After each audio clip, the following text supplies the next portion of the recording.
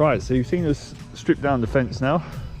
Here's our rubbish pile, it's looking great. So the tool we used to do that was a Makita zip cane saw.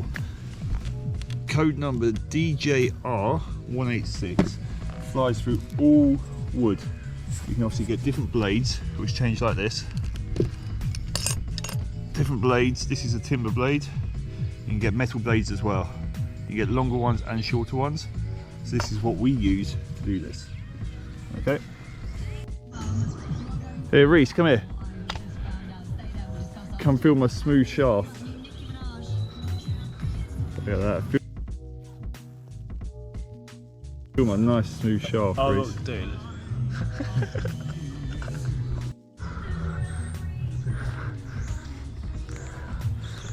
What's going on here then, Sam? Right, so as you can see, we've dug 2 foot down into the ground here.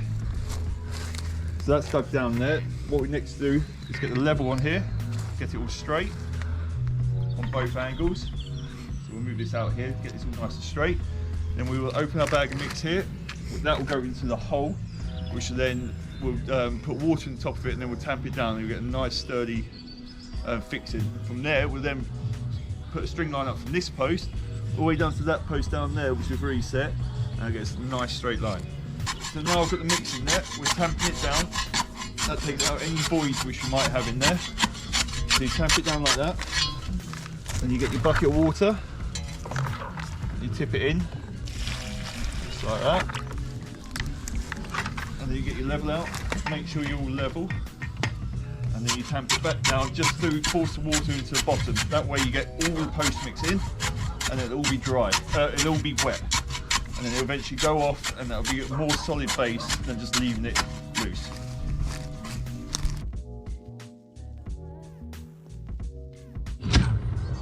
Right, so you can see now we've got our string line up here.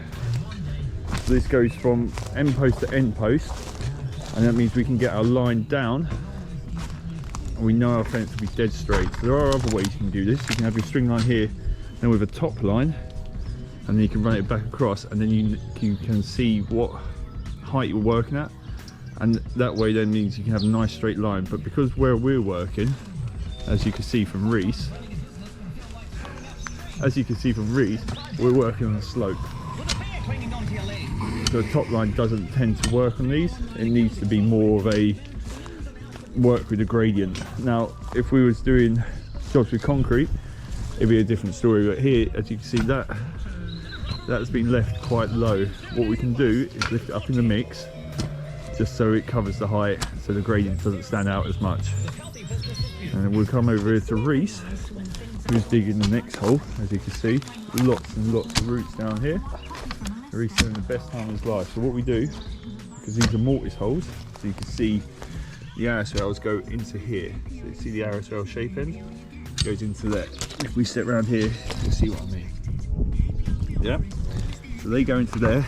So what Reese has done is overlapped it as much as that will sink into a post. And then come down here.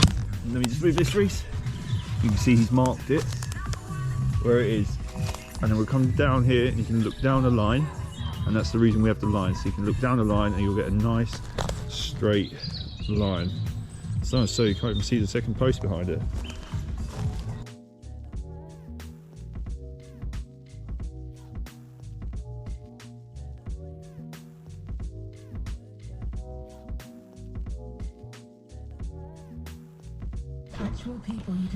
Right, so the next stage with Featheredge is we need to screw up the rails. So here we got Reese here. So Reese, what is the reason why you're doing this? So basically, it's to stop it sliding back and forth out of the post.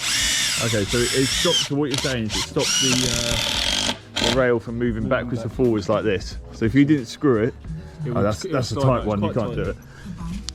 Oh, they're all tight. We don't need it, but it's basically to stop the rail moving backwards and forwards over time. And then if it comes out, that's why you get like a small gap here. So when wood shrinks, these arrow rails will shrink and they'll move over and you'll get a small gap there. So Reese is gonna, so you line it up with the middle and you screw it in. You try to screw it in. Yeah. That's one. You put 3 in. Yeah, one in each rail. Make sure you line it up with the middle. we go down to these ones here, and they need to be done. But that's to stop the arrow rails sliding.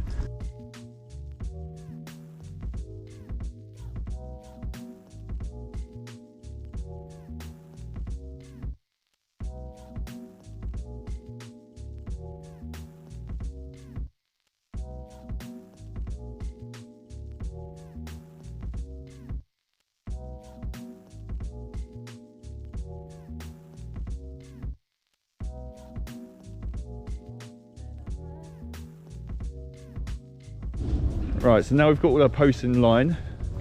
We've now strung up the top line here, so we can get a nice even height. So you can see here we're slightly off it. It's not a lot, and because we haven't wet the post, Reese can now lift this up.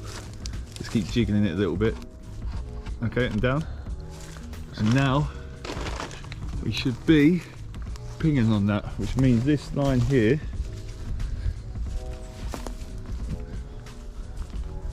is a lot straighter. And then we've got this one here, which is the same thing, but it's a lot bigger. So hang on, Reece, hold it. So as you saw from me earlier, I was saying that we got to lift up a post. It was this post here. You can see how much we got to lift it. Ready? Yeah.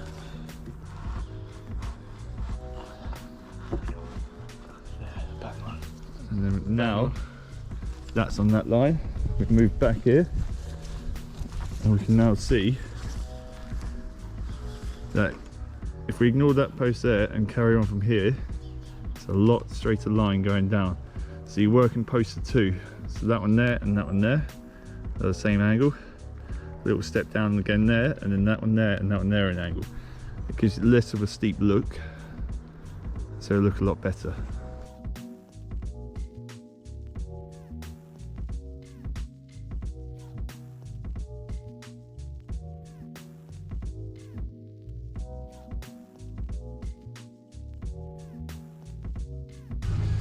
Right, so now we've got Reece fitting the gravel boards. So he's fit the cleats into the post already. And we've got the featheredge there. So we're using that as a gauge for our height. Reece is now going to line this all up. Like so. I'll help him there. So line that up there. Move the big branch. Get that in there. Hang on. You need to scribe the inside so he knows where the inside of the post, where the cut needs to go. And then Reece will cut it. Alright, so Reece has now cut it to size. Now it's time to fit it. You need to clear that root. So there you go, you can see it sits underneath the featheredge. So he's going to start the screw, angle it, and then lift it up so it touches the featheredge. First screw in.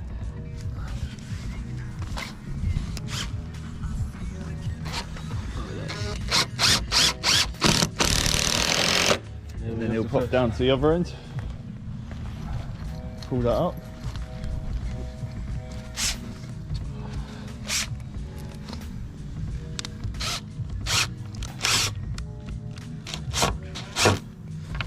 Put it up to the height, and now we've got our height. So we know the top level is now going to be nice and flush with the post all the way down.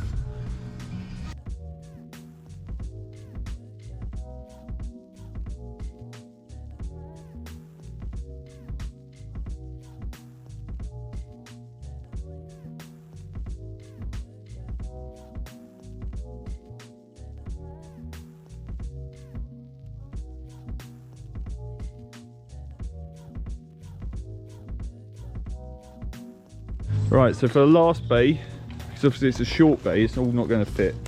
So then we've got to make a custom size bay here. So the way to do that, as Reece is showing, you're probably better off putting the other end in because that's got the tree behind you. Yeah. So as Reece is showing you, you thread that in that way. This will get flipped round so it doesn't make a difference. Line out with the mortise. Line out with the mortise. Get a pen. Get a nice line. Scribe your line. Lift it out, put it out a little bit. So you scribe your line there, and then you want to cut the line about 10 mil shorter than what it's going to be.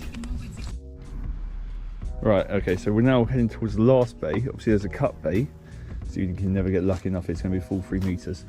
So what we need to do is cut this arrow shroud down, which means we're then going to lose a shape end.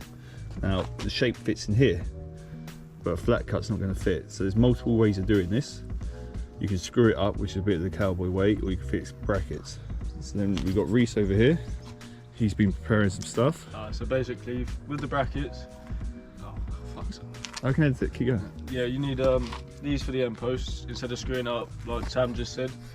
And So this one here is the standard bracket. So what's the difference between what the standard one is and what you've done to it? so to actually get it into the post, you need to bash it down and have it as a triangle, basically, and then put it into the thing like this. Put it into the mortise hole. So you can see it fits now. So Reese, if you grab the standard one and plunk that in that hole, you can see it won't fit in. So hang on, wait, clear this. So you can see the standard size doesn't fit. Yeah. So you need to bang them down. Obviously you then put your cut in there and you screw it through the holes and it gives you a nice solid base.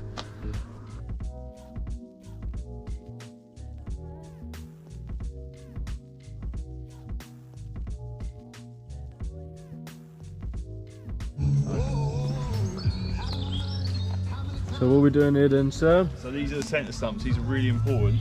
So you find the middle of the gravel board. You need to do it upside down. So just there. And you get your Sharpie out. Describe a line at the top. And then you want to go a little bit lower than that. So what a centre stump does, it ties the gravel board and the arrow trail together so they move at the same time, so they're not independent. So we then cut this down.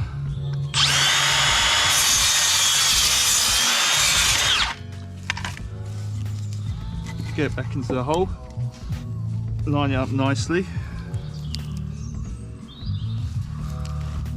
Grab your screws, going from the top